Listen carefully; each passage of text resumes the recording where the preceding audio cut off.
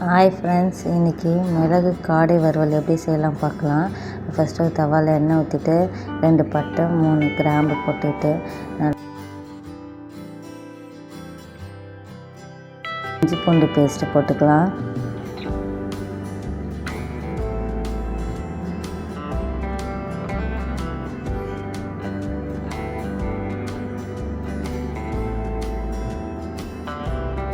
நல்லா வதக்கி விட்டுட்டு நம்ம கட் பண்ணி வச்சுருக்க வெங்காயத்தை சேர்த்துக்கலாம்.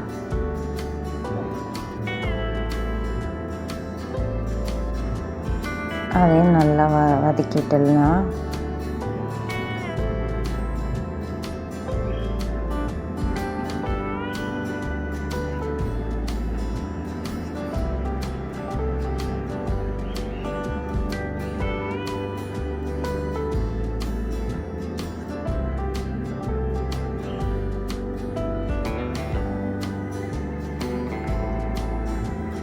தேவையான அளவு கல் உப்பு போட்டுட்டு வதக்கி விடலாம்.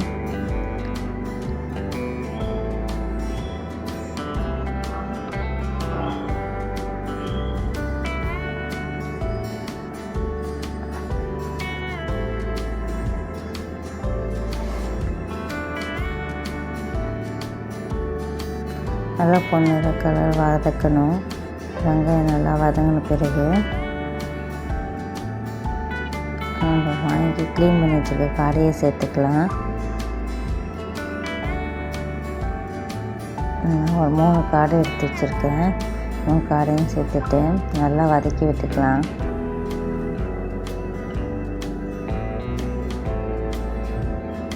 நல்லா காடை வெந்த பிறகு 2 ஸ்பூன் மிளகாத்தூள், வெறும் மிளகாத்தூள் சேர்த்துருக்கேன். 1 ஸ்பூன் கரம் மசாலா பொடி,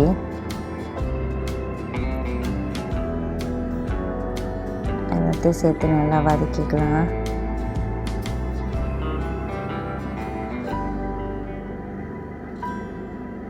நல்லா இப்போ வெந்த பிறகு கொஞ்சமாக தண்ணி ஊற்றிட்டு நல்லா கொதிக்க வச்சு நல்லா வேக வைக்கலாம். வேக வச்ச பிறகு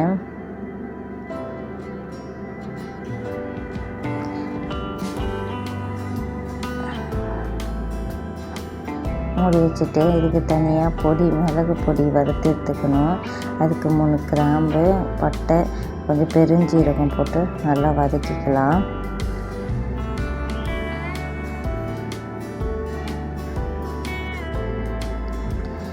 எவ்வளோ வேணுமோ அவ்வளோ மிளகு சேர்த்துக்கலாம். காரத்துக்கு ஏற்ற மாதிரி மிளகு சேர்த்துக்கலாம். கொஞ்சம் காரம் அதிகமாக இருந்தால் தான் காடைக்கு கொஞ்சம் ரொம்ப நல்லாயிருக்கும்.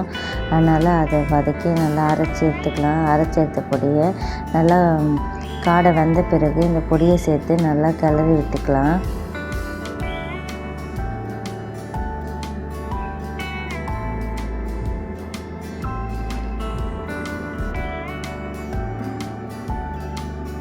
நல்லா வெந்த பிறகு இப்போ நம்ம ஒரு தக்காளி பழத்தை அரைச்சி ஊற்றிக்கலாம். கடைசியாக ஆஃப் பண்ணிட்டு தக்காளி பழத்தை ஊற்றி அதையும் நல்லா கிளறி விட்டுக்கலாம். காடை நல்லா வெந்த பிறகு பொடி போட்டு இது பண்ண பிறகு ஒரு தக்காளி பழத்தை அரைச்சி ஊற்றி நல்லா கிளறி விட்டுக்கலாம்.